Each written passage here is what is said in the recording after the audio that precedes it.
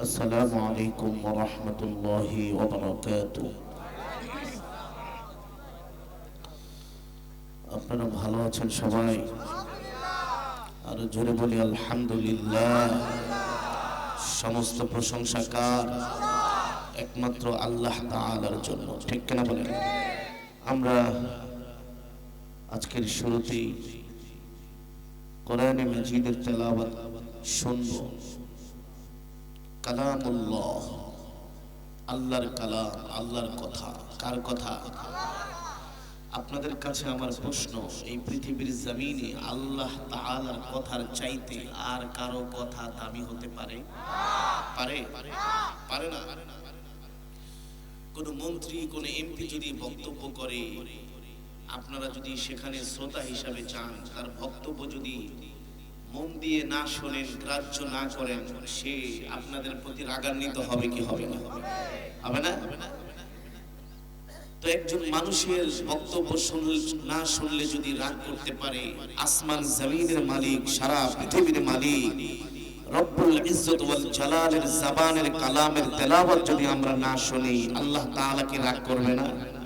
যারা বলেন, এই কারণে যারা বাজারে আছেন, রাস্তাঘাটে আছেন, বাসাবাড়িতে আছেন, অতি দ্রুত কোরআনের মাজমায় চলে আসবেন। কোরআনের মাজমায় যে আসে না তার ঈমান নাই।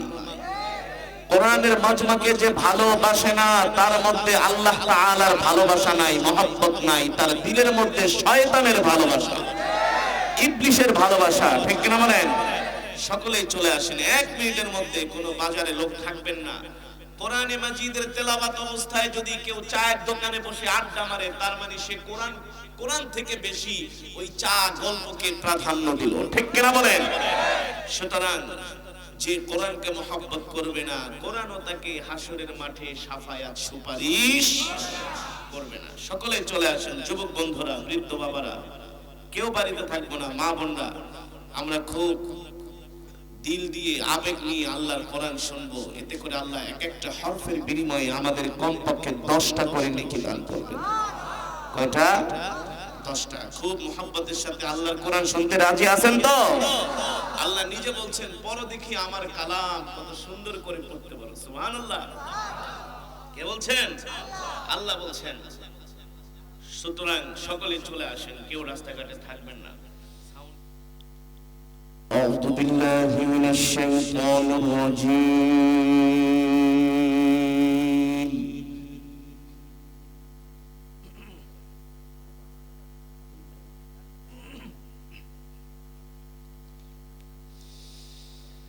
بسم الله الرحمن الرحيم.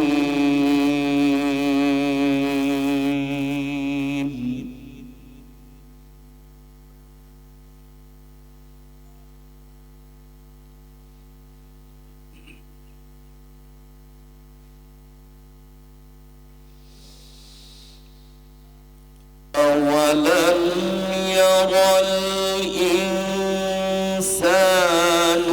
أنا خلقناه من نطفة فإذا هو خصيم مبين.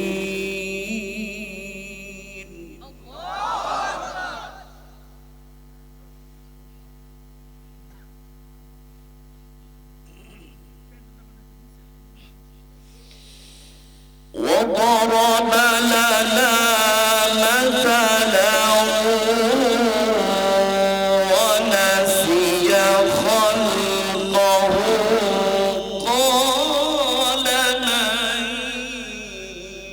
يحيي العظام وهي رميم.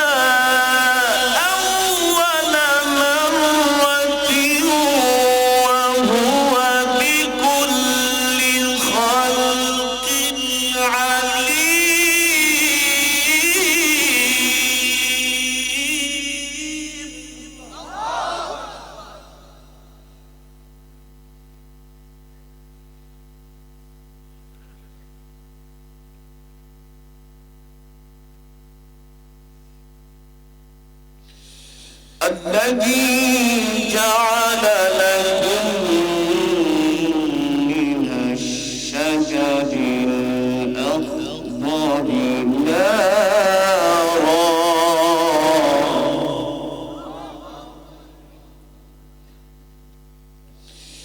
الذي جعل لكم من الشجر الأخضر نارا فإذا أنتم منه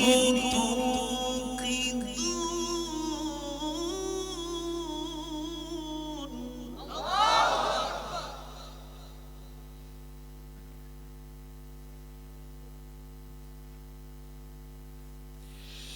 الذي جعل لكم من الشجر الأخضر نارا فإذا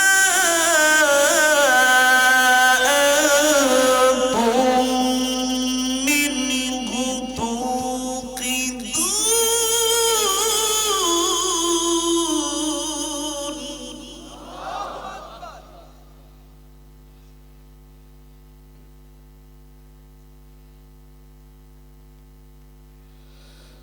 أوليس الذي خلق السماوات والأرض بقادر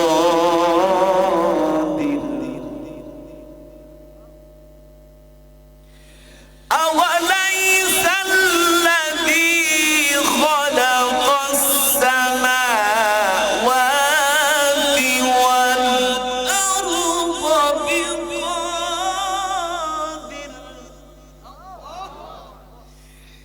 بقادر على أن يخلق مثلهم بلى وهو الخلاق العليم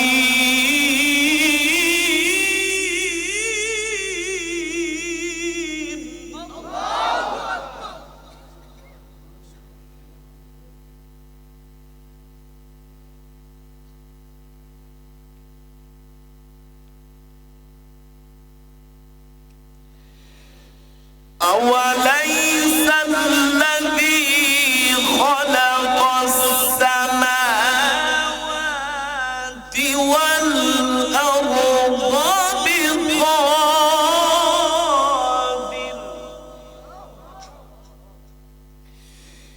بقادر على أن يخلق مثلهم بلى وهو الخلاق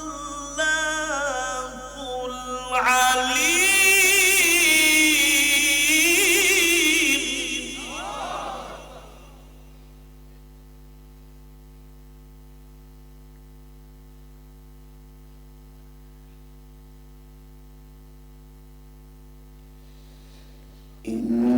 إنما أمره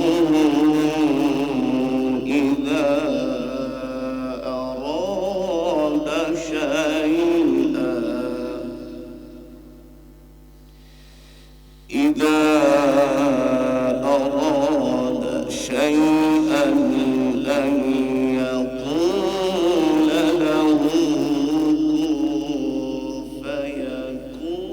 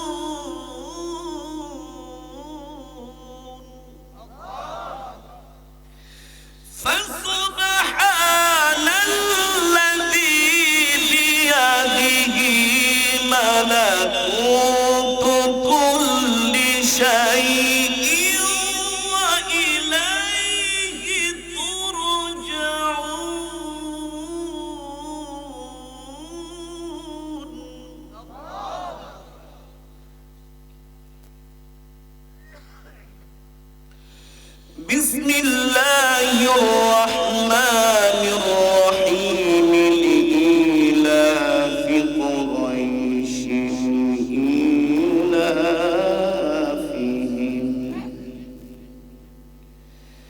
رحلة الشتاء والصيف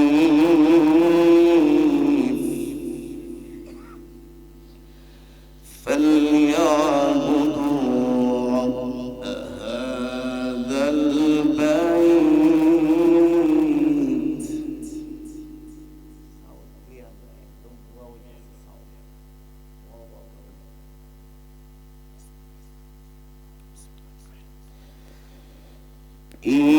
إيلافهم رحلة الشتاء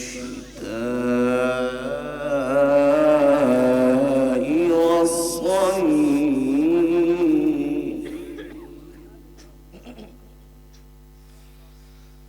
لإيلاف قريش إيلافهم رحلة الشتاء والصيف فليعبدوا رب هذا البيت الذي أطعمهم من جوع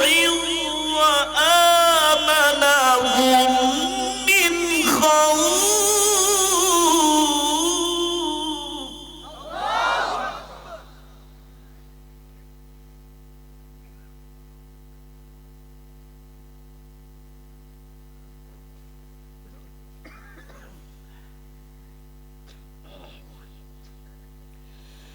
الذي أطعمهم من جوع وآمنهم من خوف.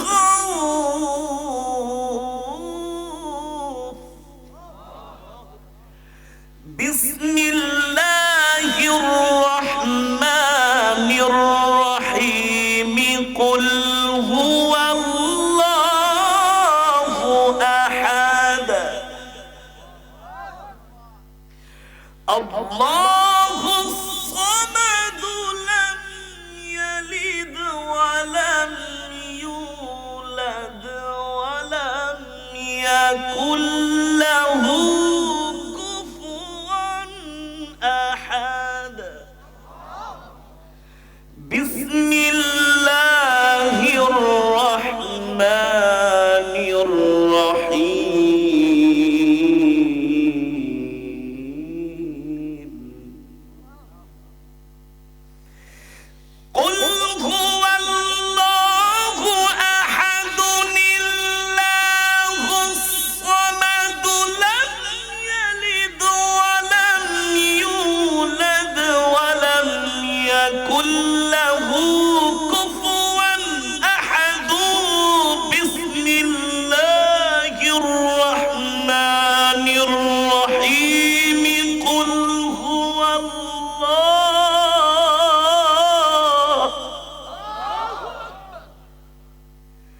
قل هو الله أحد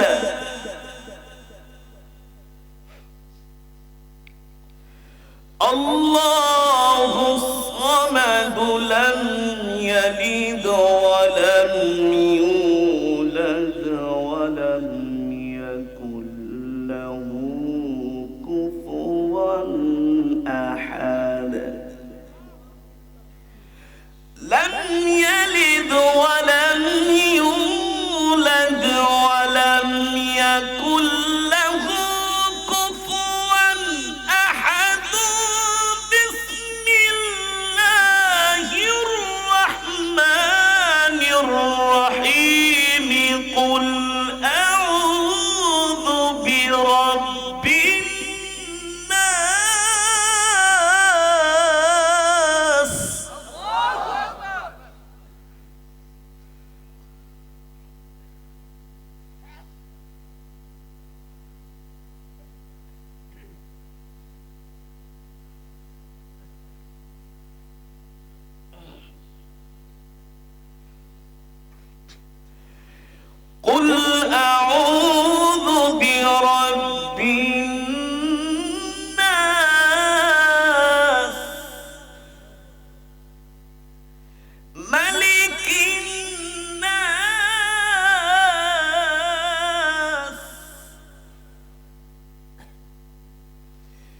মালিকিন নাস ইলাহিন নাস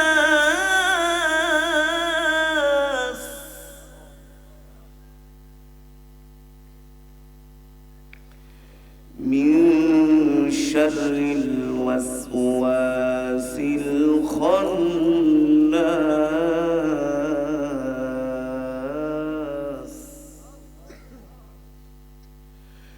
الذي يوسوس في صدور الناس من الجنة والناس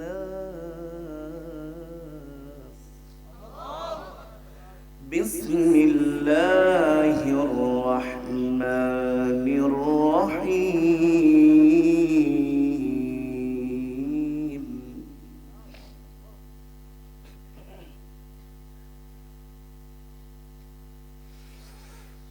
قل أعوذ برب الناس ملك الناس إله الناس من شر الوسواس الخناس الذي يوسوس في صدور الناس من الجنة والناس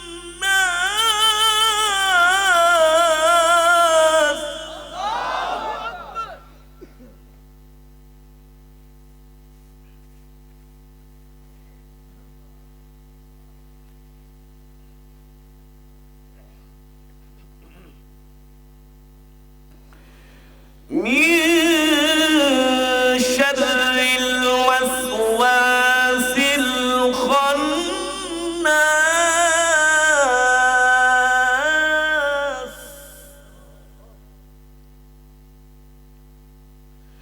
الذي يوسوس في صدور الناس من الجنة والناس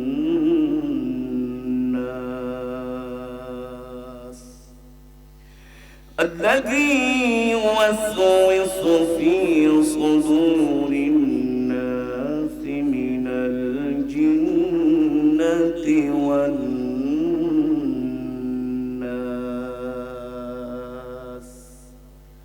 صدق الله العلي العظيم আমরা সকলেই বলি আলহামদুলিল্লাহ আরো আস্তে বলি আলহামদুলিল্লাহ সমস্ত প্রশংসা কার জন্য মহান রব্বুল ইজ্জত ওয়াল জালালের জবানের কালামের তেলাওয়াত শুনে খুশি নাকি বেজার কে কে বেজার হাত উঠান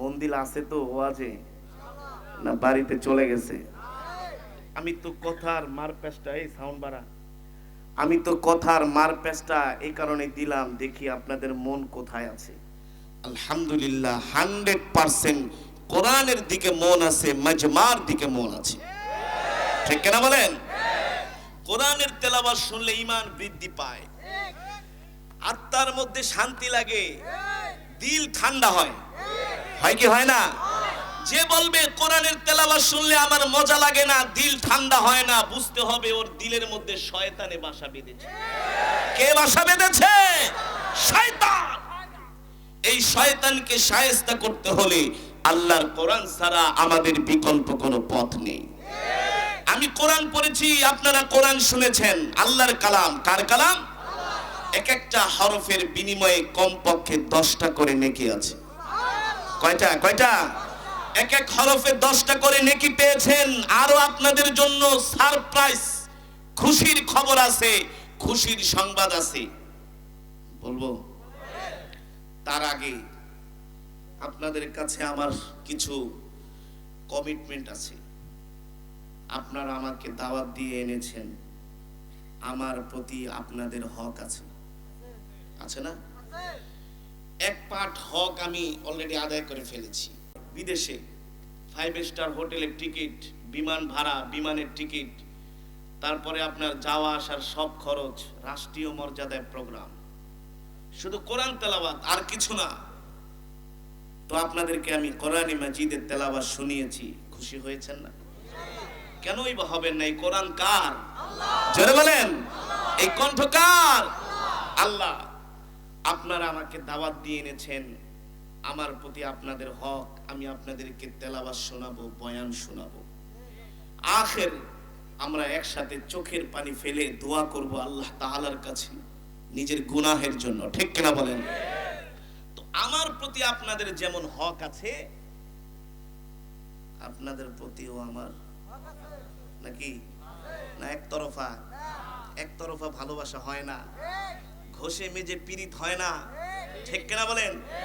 ভালোবাসা পয়দা করতে হলে, ভালোবাসার বন্ধন অটুট করতে হলে দুই দিক থেকেই ভালোবাসা দরকার। আমি আপনাদেরকে কোরআনের বয়ান শোনাবো, কোরআনের তেলাওয়াত শুনিয়েছি, আপনাদের প্রতিও আমার হক আছে। আমি মুসাফির। আমি কি?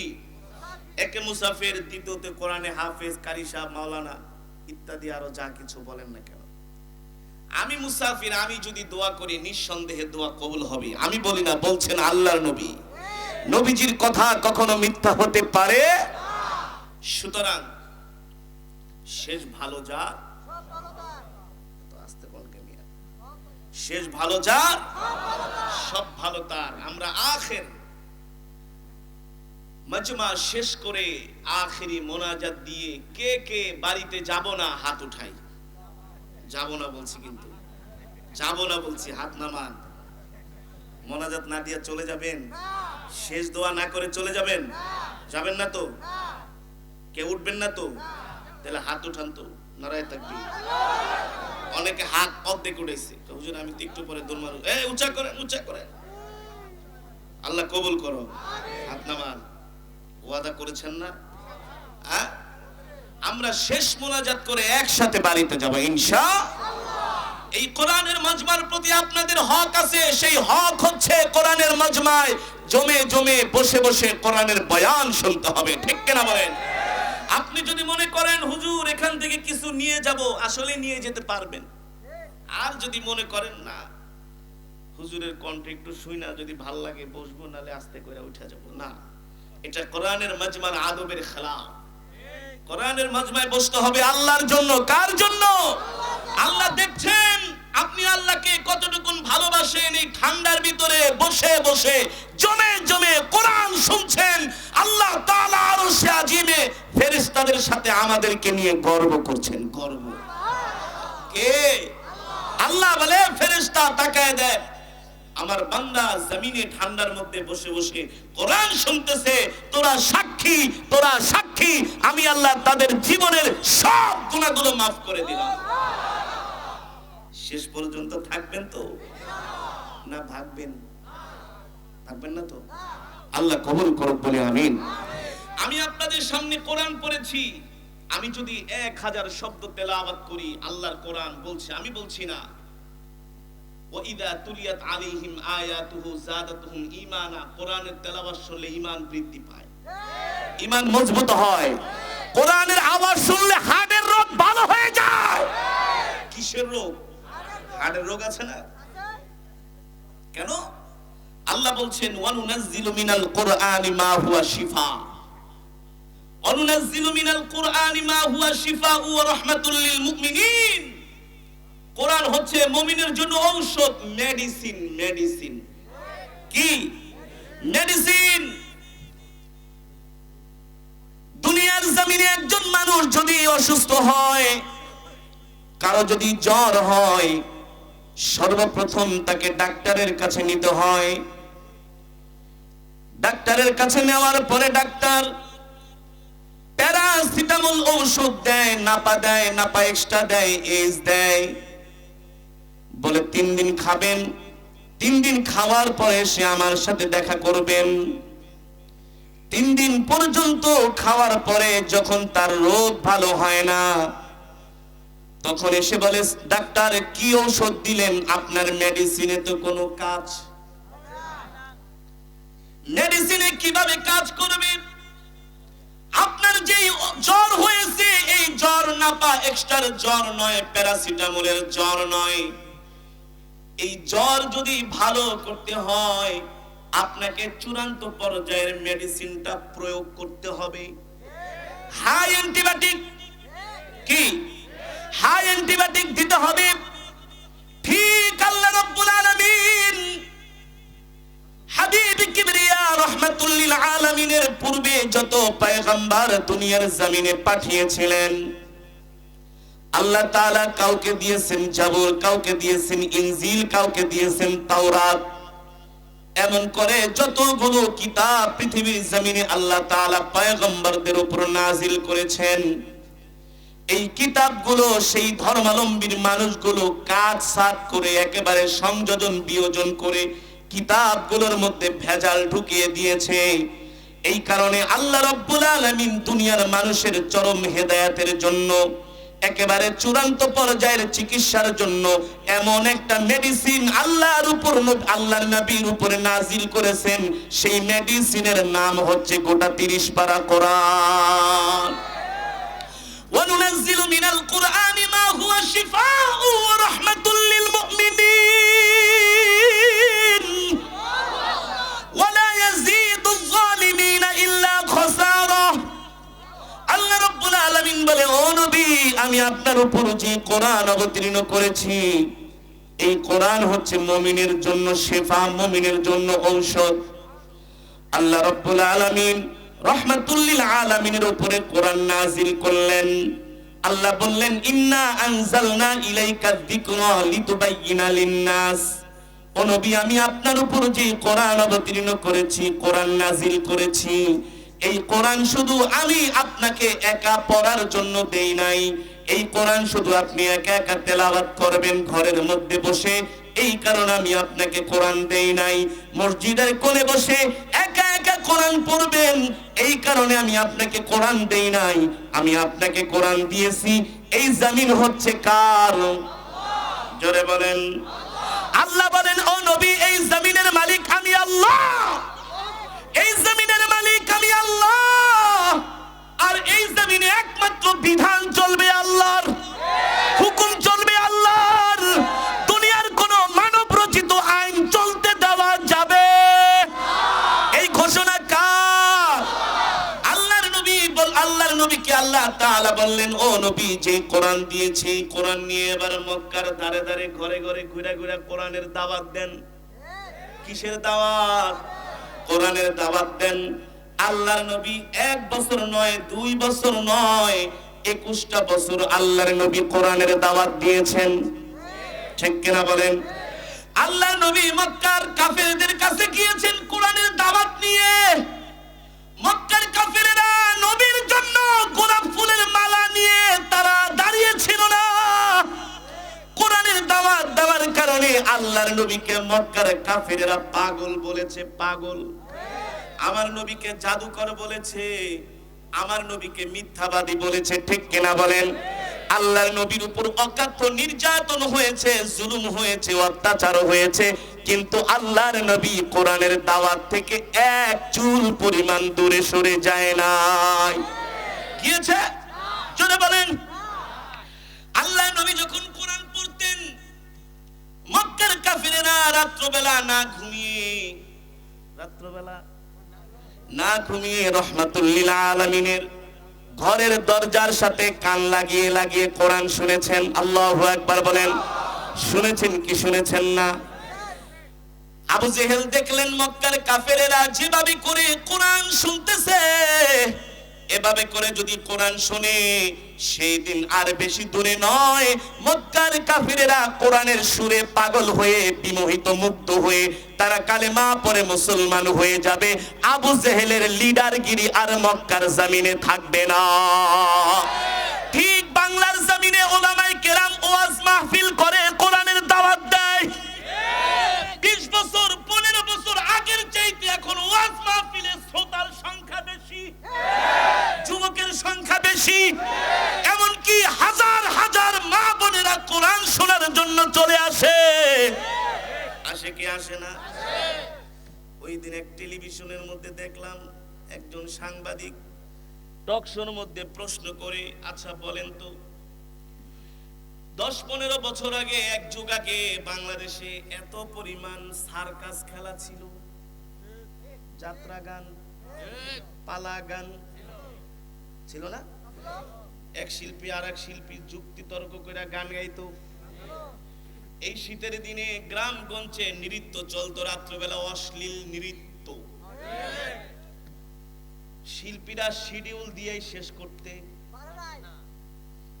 ব্যাপারটা কি, কই গেল সেই গান? যাত্রা, যাত্রা দেখলে হয় ফাতরা। কি হয়? যেই যুবকরা রাত্রবেলা যাত্রা দেখতে যেত, যদি আমার কথা মিথ্যা হয়, তাদের পকেটে থাকতো সিগারেটের প্যাকেট। যাইতে যাইতে এক প্যাকেট শেষ, দোস্ত কি খবর, এটা শেষ। আবার আর এক প্যাকেট কিনা রাত 3টা-4টা বাজে খাইতে খেতে আবার বাড়িতে আসতো। ঠিক কিনা বলেন? আমি গত 4 বছর আগে মুরাদনগর, কুমিল্লা মুরাদনগর এক ওয়াজ মাহফিলে গিয়েছি। রাত 3টা বাজে এমনই যাত্রা শেষ হয়েছে, প্রচন্ড কুয়াশা, গাড়ি চলতে পারে না। আমি রাস্তার পাশে গাড়ি দাঁড় করিয়ে ওয়েট করতেছি, দেখি কোনো মানুষ পাই কিনা। দেখি 5 জন যুবক ধুমায় সিগারেট খাচ্ছে। ডাক দিলাম, ভাই এদিকে আসো, আমি তো ঢাকায় যাব, কোন রাস্তা? বলে হুজুর এই রাস্তা। বলে হুজুর আপনি যদি চান আমি আপনাকে রাস্তা দেখায় দিতে পারি। বললাম তুমি আমার গাড়িতে ওঠো। ওঠার পরে দেখি তার শরীর থেকে মেশকো আম্বরের ঘ্রাণ। হ্যাঁ, আমি কই মিয়া শরীরে কিসের ঘ্রাণ? লজ্জায় কই হুজুর খাইছিলাম।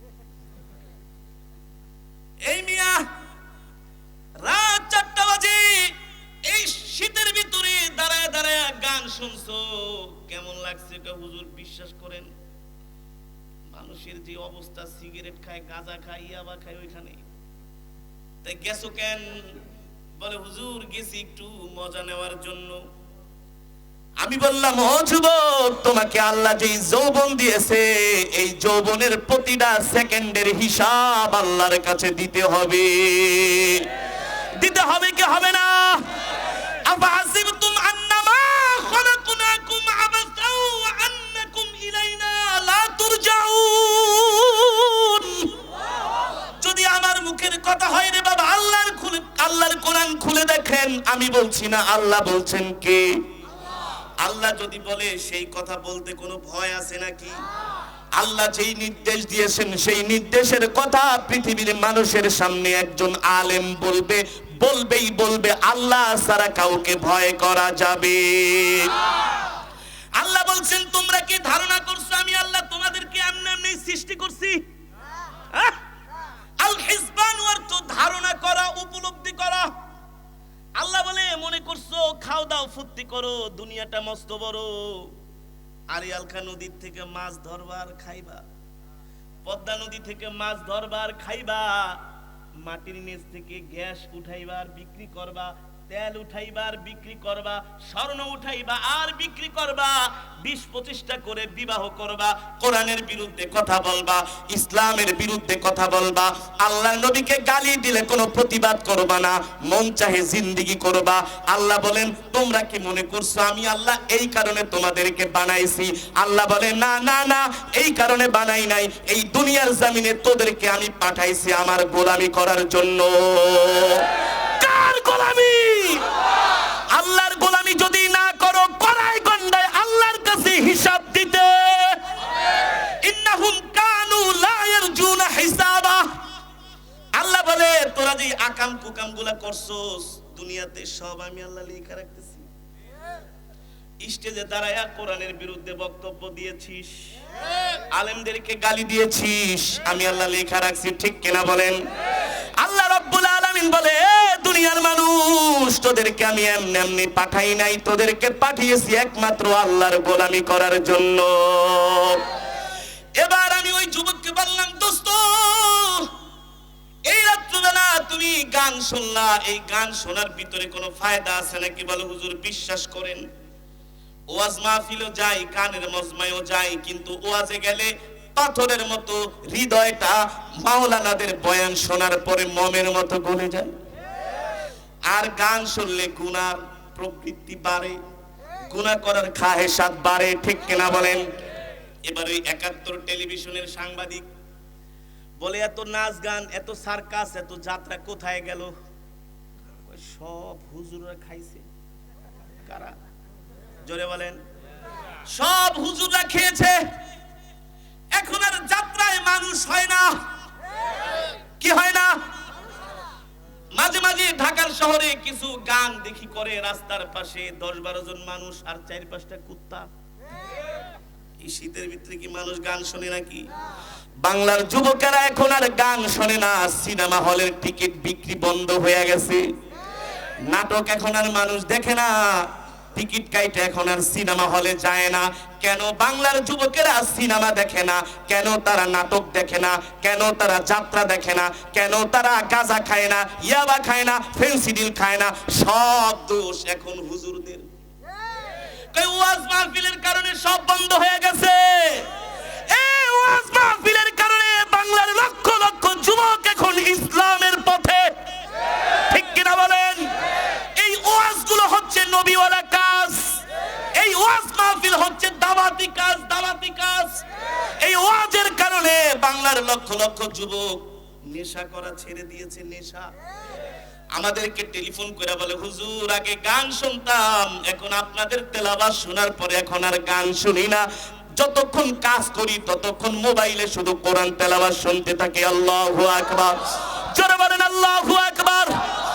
এই বিষয়টা ভালো নাকি খারাপ? জোরে বলেন।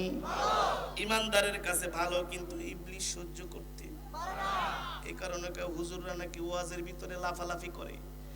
এ হুজুরা ওয়াজে লাফালাফি কেন করে? আল্লাহর কোরআন এমন এক কিতাব, আল্লাহর কোরআন এমন এক কিতাব, এই কোরআন যখন তেলাওয়াত করা হয়, আমার মুখের কথা না রে বাবা, আল্লাহ বলছেন ওয়া ইযা তুলিয়াত আলাইহিম আয়াতুহু যাদাতুহুম ঈমানা।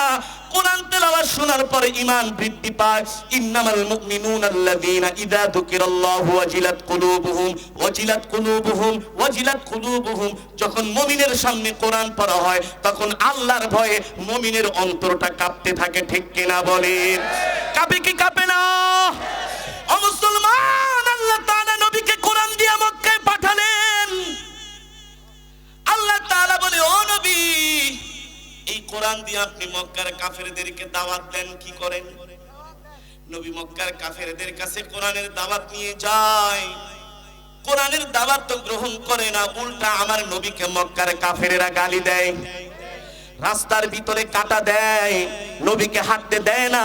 এমনকি আল্লাহর নবী নামাজে দাঁড়ায় গেছে, কাফেরেরা কতগুলো উটের নাড়ি বুলিয়ে নিয়ে আমার নবীর পিঠের উপর চাপায় দিয়েছে।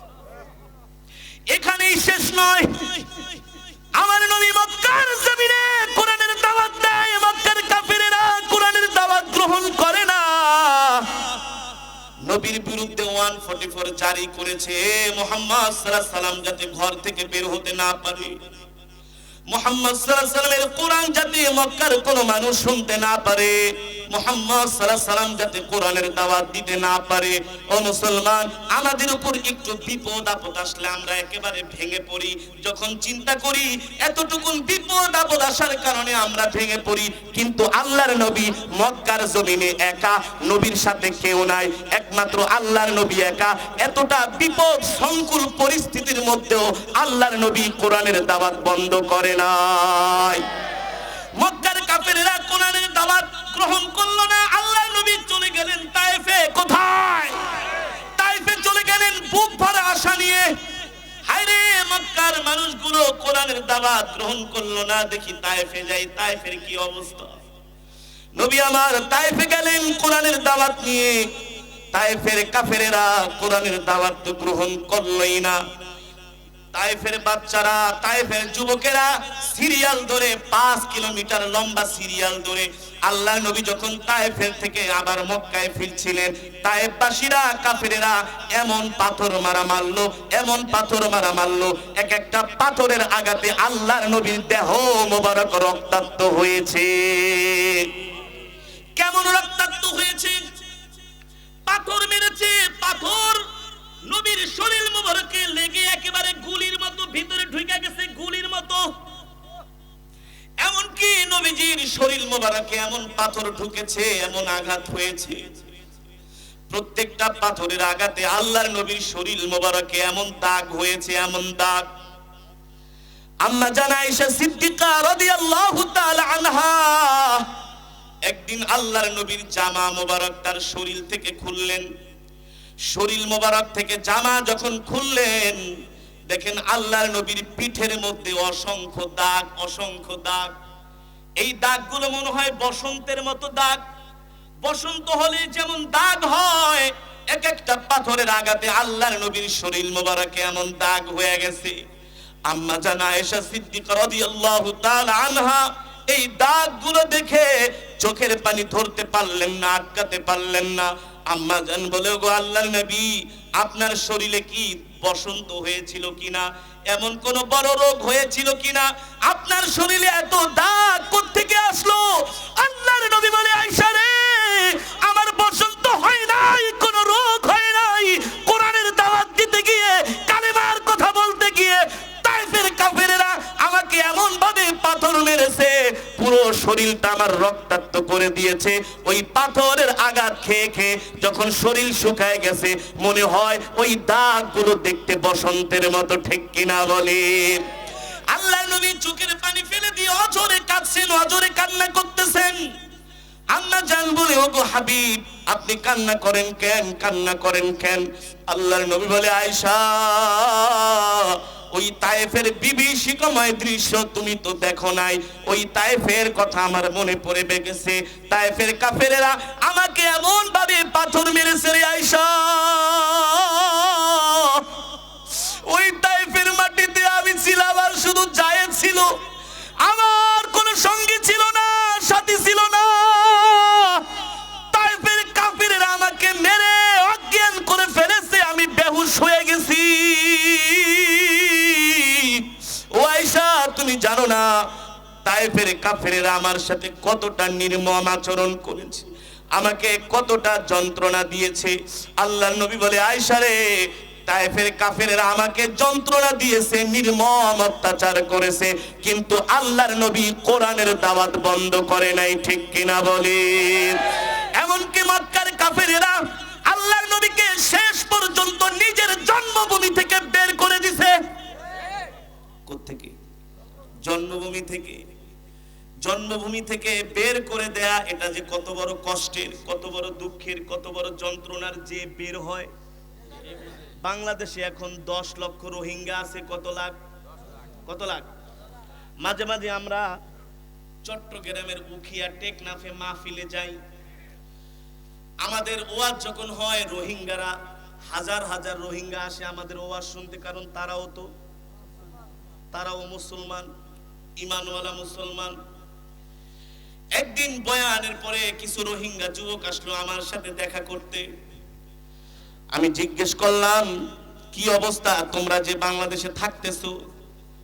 বলে, হুজুর, এত মানবেতর জীবন, এত কষ্টের জীবন, যেটা ভাষায় প্রকাশ করা যায় না। যেই ঘরের মধ্যে 3 জন মানুষ থাকতে পারে না, ওই ঘরের মধ্যে 10 জন মানুষ থাকে, 10 জন। ভালো কোনো বাথরুম নাই, ভালো কোনো থাকার জায়গা নাই, ভালো কোনো খাবার নাই, নিজের জীবনের শেষ পর্যন্ত কোনো নিশ্চয়তাও নাই। এই কথা বলতে বলতে একজন যুবক হাউমাউ করে কান্না করে দিছে। তার কান্না দেখে চোখের পানি আটকাতে পারলাম না। বললাম, ভাই কাঁদো কেন, কাঁদো কেন?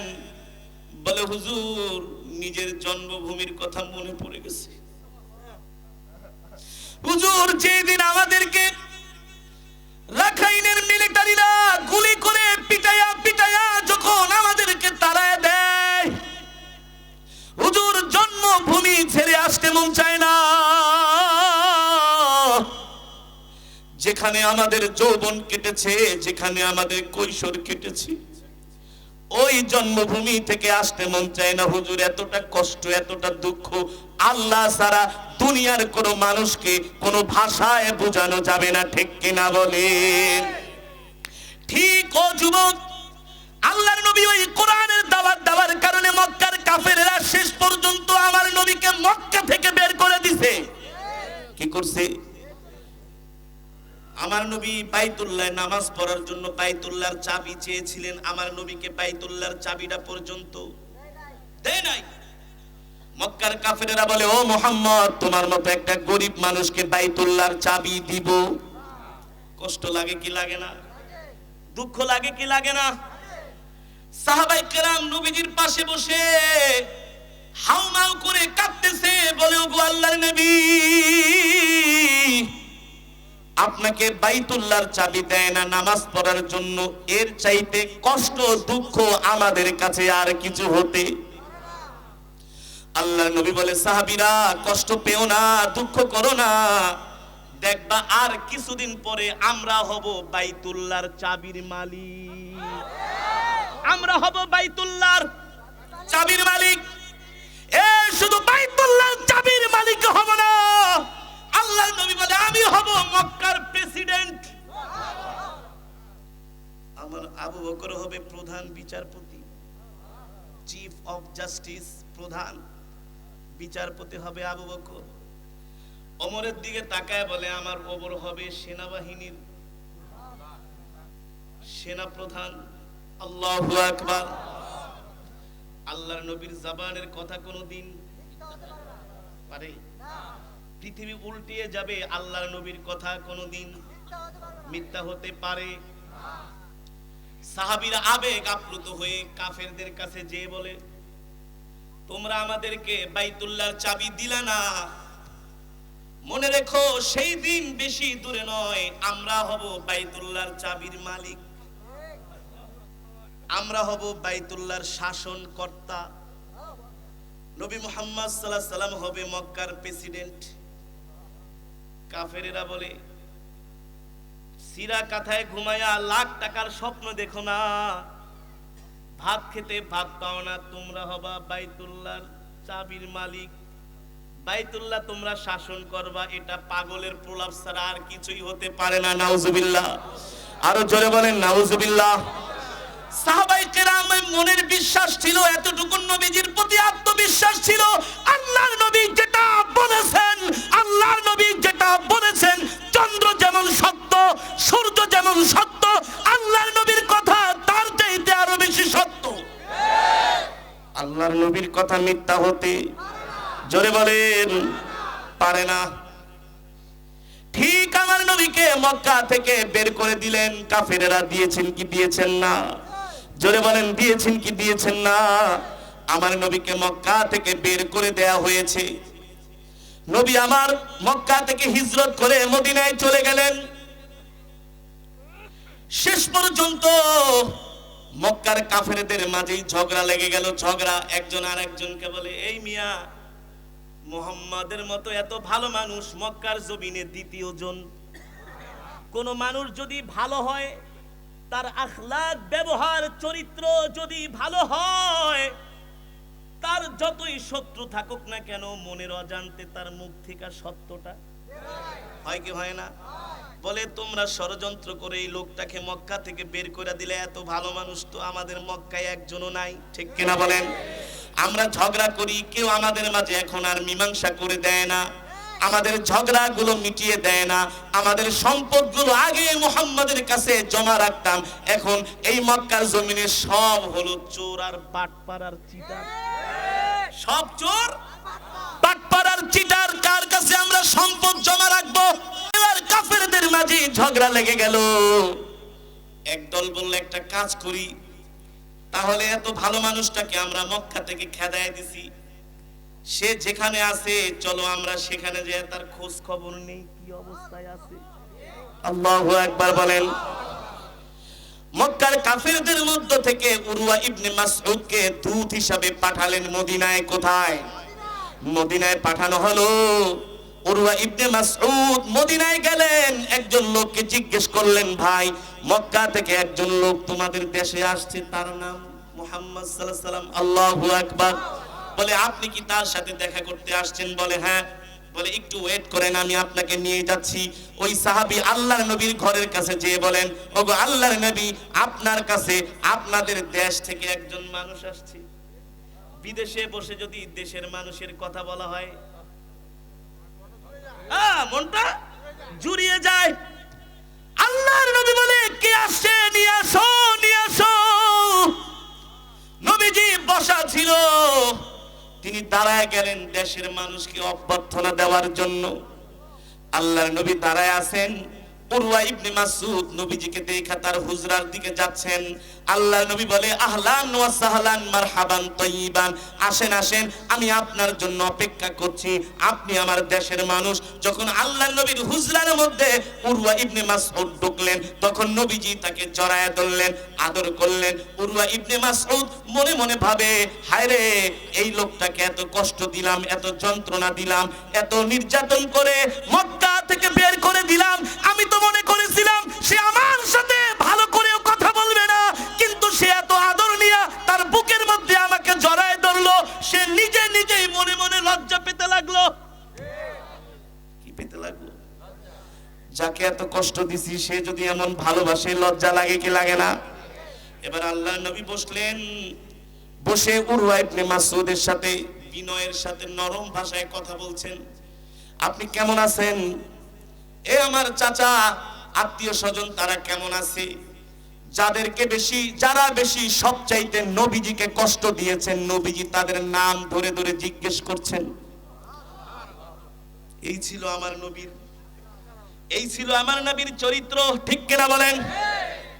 শেষ পর্যন্ত নবীজি এ কথাও জিজ্ঞেস করলেন, উরওয়া, আমি যখন মক্কা থেকে রাত্রবেলা চলে আসি, আমার কাছে অনেক মানুষ কিছু সম্পদ জমা রাখছিল, আমানত।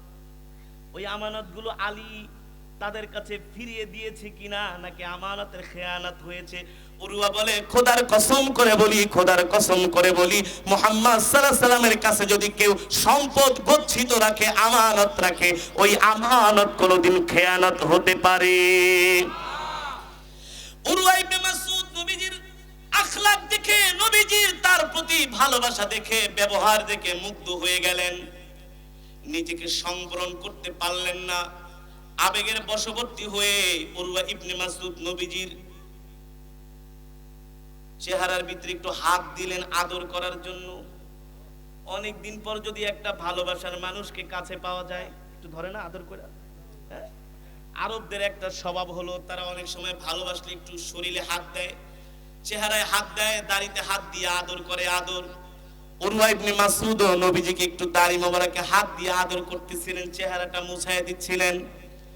নবীজির পাশে ছিলেন বসা একজন সাহাবী, তার নাম হচ্ছে আব্দুল্লাহ ইবনে মুগীরা ইবনে শুবা। নাম কি? আব্দুল্লাহ ইবনে মুগীরা ইবনে শুবা রাদিয়াল্লাহু তাআলা আনহু, নবীজির সাহাবী। উরওয়া ইবনে মাসউদ নবীজির চেহারা মোবারকে হাত দিছে, দাড়িটা ধরছে। এই জিনিসটা সাহাবীর কাছে অত বেশি ভালো লাগে না।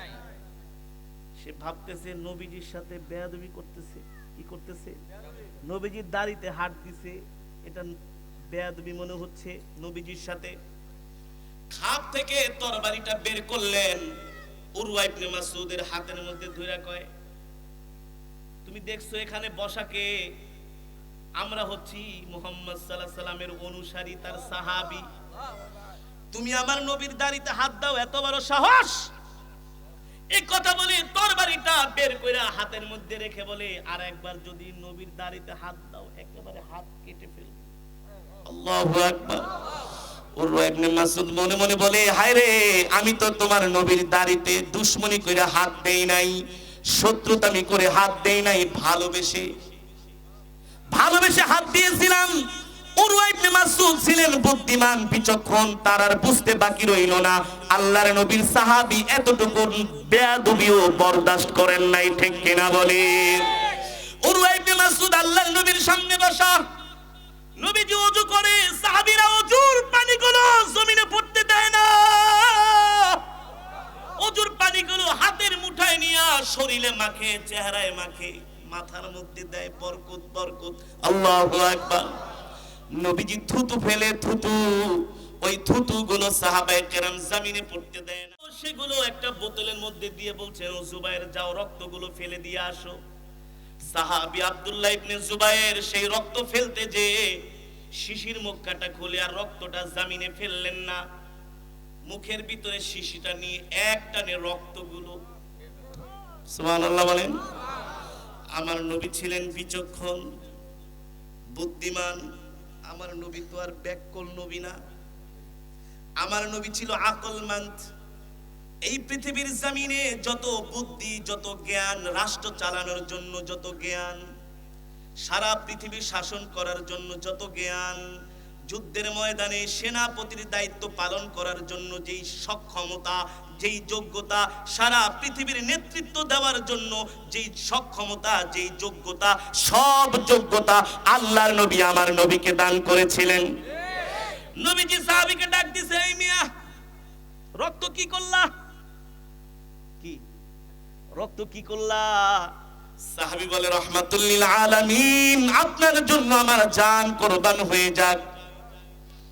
রক্তগুলা তো জমিনে পড়বে, আল্লাহর নবীর রক্ত বরদাস্ত করতে পারি নাই, আপনাকে ভালোবাসা রক্তগুলো টান দিয়া খেয়ে ফেলেছি। হাবিবি কিবরিয়া রাহমাতুল লিল আলামিন বলে, এ সাহাবী, এ সাহাবী, যার শরীরের মধ্যে মুহাম্মদ সাল্লাল্লাহু আলাইহি সাল্লামের রক্ত ঢুকেছে, তার জন্য আল্লাহ জাহান্নামের আগুন হারাম করে দিয়েছে। উরওয়া ইবনে মাসউদ কয়, থুতুও গায়ে মাখে, ওজুর পানিও গায়ে মাখে, রক্ত খেয়ে ফেলা, এগুলা কি দেখতেছি? 2 দিন থাকার পরে বলে, ভাতিজা ছুটি দেন, এই দেখাই শেষ দেখা নয়, আবার দেখা হবে। এখন তো যাচ্ছি, ঈমান নিয়ে যেতে পারি নাই, বেঈমান হয়ে যাইতেছি, একদিন সময় দেন, আয়েশা কালেমা পড়া মুসলমান হয়ে যাব, আর মক্কার বেঈমান গুলাকে কারগুজারি শুনায় আসি। আপনার দরবারে আয়েশা কি দেখলাম, এই ঘটনাগুলো শুনায় আসি মক্কার বেঈমান গুলাকে। আপনাকে ওরা চিনলো না, আমি কিন্তু ঠিকই চিনেছি। আল্লাহু আকবার। উরওয়া ইবনে মাসউদ চলে গেলেন মক্কায়, সব কাফেরেরা একত্রে জড়ো হলো, কি দেখে আসছো, কি দেখে আসছো? মক্কার মধ্যে রব রব আওয়াজ, সবার মুখে একই কথা, সবাই কৌতূহলী। উরওয়া ইবনে মাসউদ মদিনায় গেছে মুহাম্মদ সাল্লাল্লাহু আলাইহি সাল্লামকে দেখার জন্য, আর গতিবিধি লক্ষ্য করার জন্য, কি ঘটনা, কি অবস্থা সব জানার জন্য তিনি গিয়েছেন। এখন তিনি মক্কায় এসে এই ঘটনাগুলো বর্ণনা করবেন। এই সফরের খবর শোনার জন্য মক্কার কাফেরেরা ছিল উদ্গ্রীব। তারা এতটা আগ্রহের সাথে অপেক্ষা করছে কখন তারা ঘটনাগুলো শুনবে। উরওয়া ইবনে মাসউদ মক্কায় যখন আসলেন, মক্কার কাফেরদেরকে সবাইকে ডাক দিলেন, সবাই জড়ো হলো। জড়ো হওয়ার পরে উরওয়া ইবনে মাসউদ বলে, এ মক্কার কাফেরেরা, আবু জেহেল, উতবা, সাইবা, আবু লাহাব, শোনো শোনো, এখনো সময় আছে। কি আছে? এখনো সময় আছে, কালেমা পড়া মুসলমান। আবু জেহেল লেখা, বুঝছি বুঝছি, মুহাম্মদ তোমাকে জাদু করছে, তার জাদুতে তুমি প্রভাবিত হয়ে গেছো। উরওয়া ইবনে মাসউদ কে, আবু জেহেল রে, সব সময় দুষ্টামি করিস না, তুই তো একটা দুষ্ট মানুষ। এই আবু জেহেল, শোন শোন, আমি কিসরার দরবারে গিয়েছি, রোম পারস্যের রাজার দরবারে গিয়েছি, নাজ্জাশীর দরবারে গিয়েছি, পৃথিবীর অনেক বড় বড় প্রতাপশালী রাজা বাদশার দরবারে আমি গিয়েছি, কিন্তু খোদার কসম করে বলি, মুহাম্মদ সাল্লাল্লাহু আলাইহি সাল্লামের দরবারে যে আমি যা দেখেছি, পৃথিবীর কোন রাজার দরবারে এমন ঘটনা আমি কোনোদিনই দেখি নাই। আবু জেহেল লেখা, কি দেখছো? আরে আজ পর্যন্ত শুনছো নাকি থুতু পেললে থুতু মাটিতে পড়তে দেয় না? বলো কে? আরে আজ পর্যন্ত শুনছো নাকি কোন রাজার গোসলের পানি, ওযুর পানি, কোন রাজার ওযুর পানি জমিনে পড়তে দেয় না, তার অনুসারীরা হাতের মধ্যে নিয়ে বরকতের জন্য শরীরে মাখতে থাকে। এখানে শেষ না বেটা। মুহাম্মদ সাল্লাল্লাহু আলাইহি সাল্লাম সিঙ্গা লাগায় কিছু রক্ত জমিনে ফেলার জন্য এক সাহাবীরে দিছে আমার সামনে, রক্তগুলো জমিনে ফালায় নাই, আরে বরকতের জন্য রক্ত পর্যন্ত খায়া ফেলাইছে। এ আবু জেহেল, তুমি কি মনে করেছো তুমি মুহাম্মদ সাল্লাল্লাহু আলাইহি সাল্লামের সাথে যুদ্ধ কইরা জিততে পারবা? শক্তি দিয়া জিততে পারবা? অস্ত্র দিয়া জিততে পারবা? না না না না, আমি তার এমন অনুসারী দেখেছি, তোমাকে তারা জেতা খেয়ে ফেলবে। আল্লাহু আকবার। এখনো সময় আছে, কালেমা পড়ে মুসলমান হয়ে যাও। আবু জেহেল কয়, জীবনেও হব না। হবে কিভাবে? ওর কপালে তো হেদায়েত নাই। ওমরের কপালে হেদায়েত ছিল, কালেমা পড়ে মুসলমান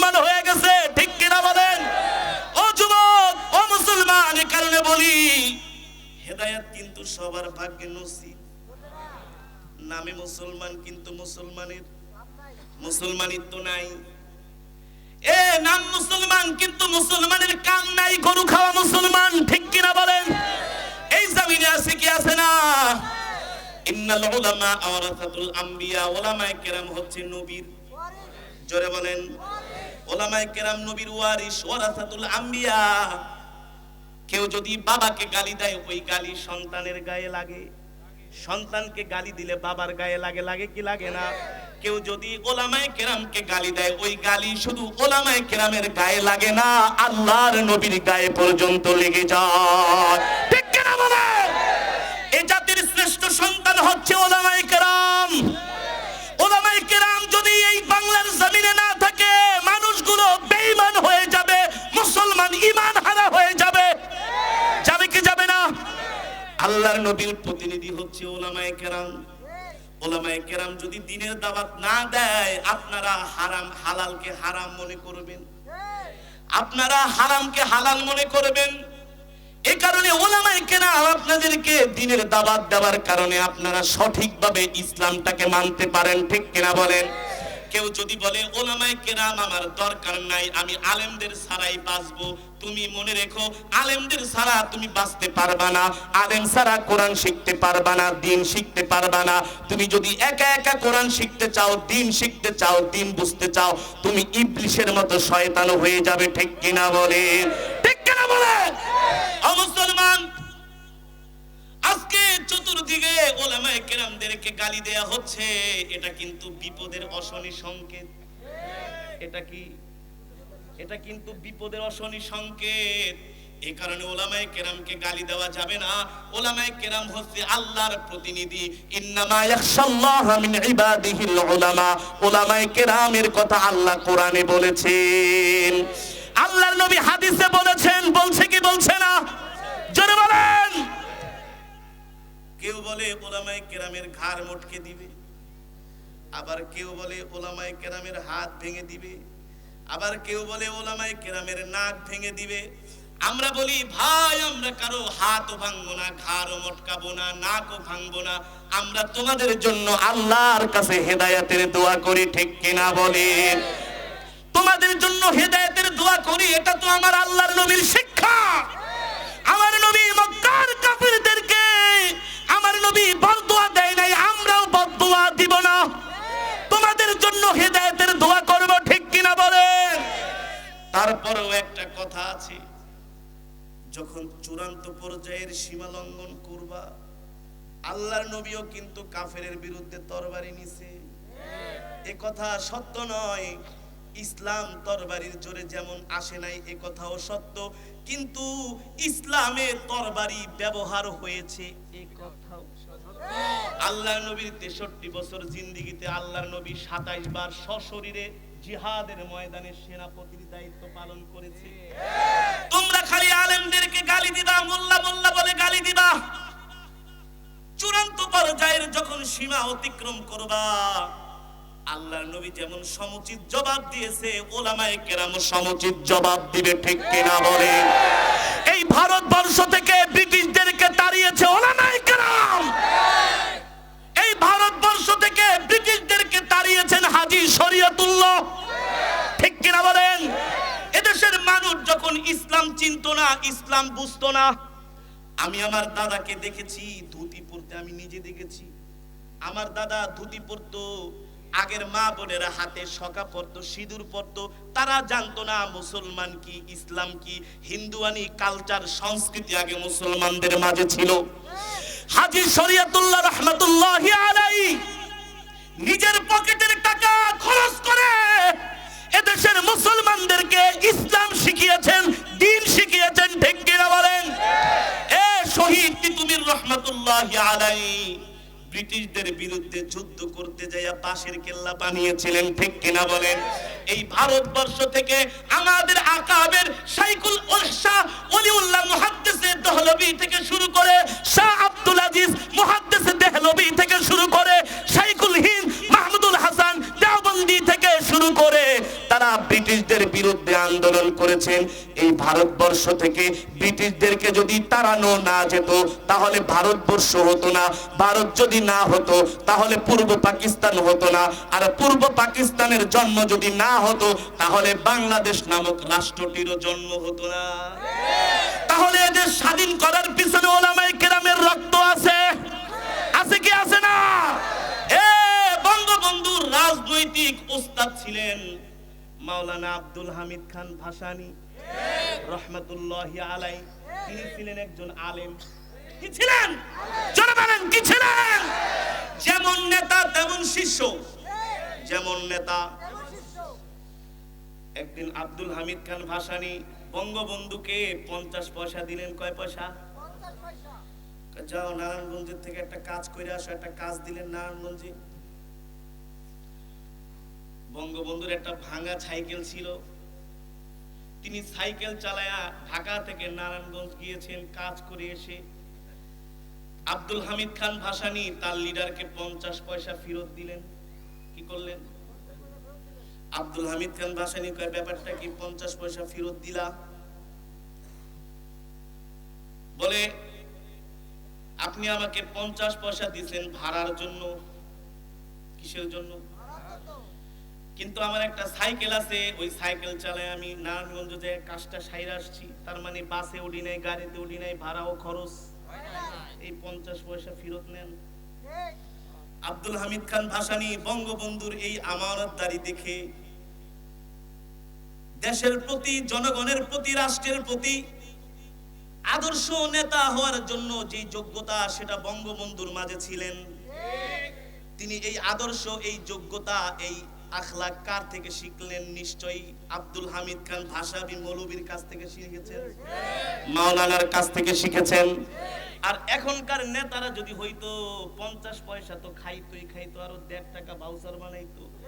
হয়তো সাইকেল একটা ছিল, টেরাকের নিচে পড়ে ভাঙা গেছে, নতুন একটা কিনা দেন। এ কারণে বঙ্গবন্ধু বলেছেন পাকিস্তান নিয়ে গেছে স্বর্ণের খনি, দিয়ে গেছে চোরের খনি। ঠিক কিনা বলেন? যেমন নেতা তেমন শিষ্য। মুসলমান, এত সুন্দর আদর্শ বঙ্গবন্ধু একজন মাওলানার কাছ থেকে শিখেছেন। সুতরাং আলেমরা এ জাতির বন্ধু, এ জাতির শত্রু নয়। যারা আলেমদেরকে শত্রু মনে করে তারা হচ্ছে দেশদ্রোহী, রাষ্ট্রদ্রোহী। ঠিক কিনা বলে? ঠিক কিনা বলে? আবার আমাদের একজন ভাই দেখলাম ফেসবুকের মধ্যে একটা বক্তৃতায় তিনি বলতেছেন, আমি আমার বাবার জানাজা আমি পড়াবো। কি বলছে? এই বসেন, আমি আমার বাবার জানাজা আমি পড়াবো।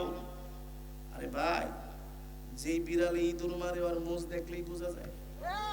আপনি জানাজা কি পড়াইতে পারবেন না পারবেন? আপনি তো সূরা ফাতিহাই পড়তে পারেন না, জানাজা পড়াবেন কোত্থেকে? ঠিক কিনা বলেন? এগুলো চাপাবাজি ছাড়া আর কিছু না। আলেমরা জীবনের চাইতে এই দেশকে ভালোবাসে, এই দেশের মানচিত্র, এই দেশের পতাকাকে ভালোবাসে। করোনার সময় আপনারা দরজা লাগায় বসেছিলেন, গুলশান, ধানমন্ডি, বনানী থেকে, ডিওএইচএস থেকে বের হন নাই, উত্তরা থেকে বের হন নাই। বাড়ির সামনে কুকুর বাইন্ধা রাখছেন যাতে করে মানুষ আপনাদের কাছে যেতে না পারে। ভাগ্যিয়া কথা বলছেন, আমরা ভুলি নাই। কিন্তু এদেশের ওলামায়ে কেরাম যারা করোনায় মারা গেছে তাদের লাশগুলো আলেমরা দাফন করছে। কারা কারা? কারা কারা? আলেমরা লাশগুলো দাফন করছে। সুতরাং ওলামায়ে কেরামদেরকে তুচ্ছ তাচ্ছিল্যভাবে কথা বলবেন না। ওলামায়ে কেরামদেরকে সম্মান করা মানে আল্লাহর নবীকে সম্মান করা। ঠিক কিনা বলেন? আর মনে রাখবেন, আল্লাহর জমিনে আল্লাহ তাআলা কিয়ামত পর্যন্ত একটা হকের দল প্রতিষ্ঠিত রাখবেন। ওয়াদা কার? জোরে বলেন কার? ওয়াদাল্লাহু আল্লাযীনা আমানু মিনকুম ওয়া আমিলুস সালিহাতি লা ইস্তাখলিফান্নাকুম ফিল আরদি কামা ইস্তাখলাফাল্লাযীনা মিন ক্বাবলিহিম। আল্লাহ রাব্বুল আলামিন বলে, আমি ওয়াদা করতেছি তোমাদের সাথে, আমি আল্লাহ তোমাদেরকে ক্ষমতা দিব, তোমাদেরকে রাজ্য দিব, তোমাদের হাতে শাসন ক্ষমতা ফিরিয়ে দিব যদি তোমরা আমলে সালেহ করতে পারো, নেক আমল করতে পারো, আল্লাহকে ভয় করতে পারো, আল্লাহর গোলামি করতে পারো। আল্লাহ তাআলা বলে, অবশ্যই অবশ্যই আমি আল্লাহ তোমাদের হাতে রাজ্যের ক্ষমতা দিব। ঠিক কিনা বলেন? বলছেন কে? আল্লাহ বলেছেন। এই কারণে মুসলমান, দুনিয়ার জমিনে যতদিন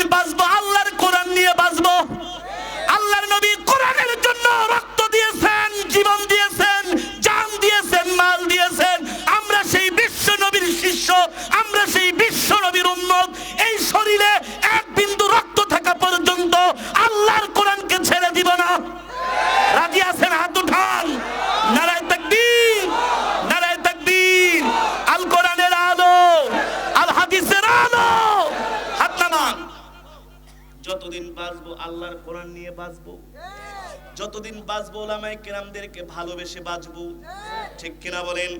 যেই আলেমদের কথা শুনে আজকে যুবকরা নেশা করা ছেড়ে দিয়েছে, ওই যুবক ওই আলেমরা কিন্তু যুবকের বন্ধু।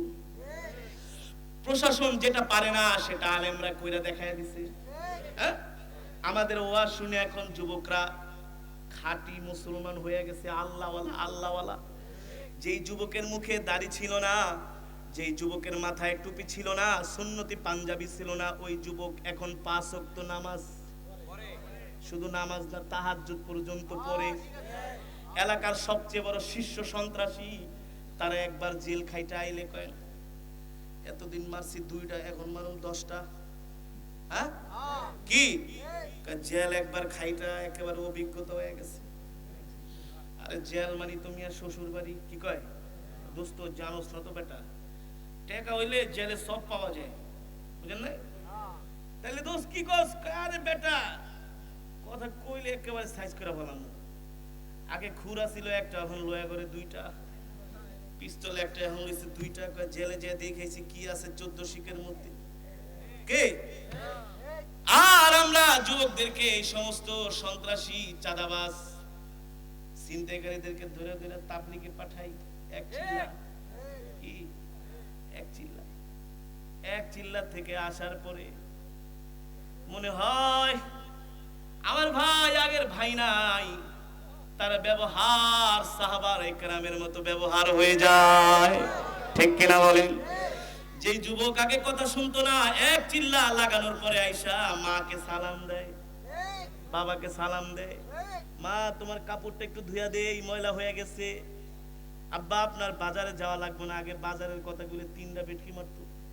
হ্যাঁ, আর এখন তাবলীগ থেকে আইসা বলে আব্বা বাজারটা আমি কইরা নিয়ে আসি।